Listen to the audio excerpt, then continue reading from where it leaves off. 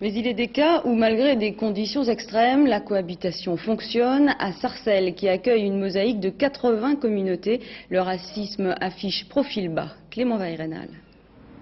Sarcelles et ses graffitis, Sarcelles et son béton. Sarcelles n'est pas mort de sarcellite, c'est pourtant ce qu'on lui prédisait dans les années 60. Au contraire, la ville va plutôt bien. 60 000 habitants, 80 communautés ethniques qui cohabitent, tous les ingrédients selon certains pour faire de cette cité dortoir un endroit à problème. Oui mais voilà, tout le monde vous le dira, il n'y a pas de racisme ici à Sarcelles, c'en est même devenu presque un cliché. Il y a tellement de différences entre les races ici que s'il y avait du racisme, ce serait même pas possible à vivre ici.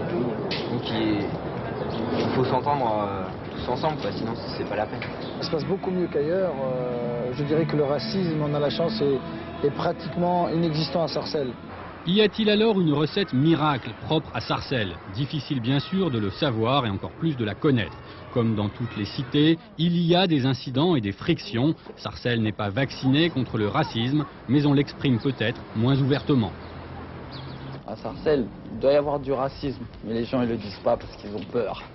Ils ont peur parce qu'ils savent que le mec qui va s'afficher, qui va dire moi je suis raciste, va se faire casser la gueule. Pas de racisme à Sarcelles. Lors des élections municipales partielles, 14% des habitants ont voté pour le candidat du Front National.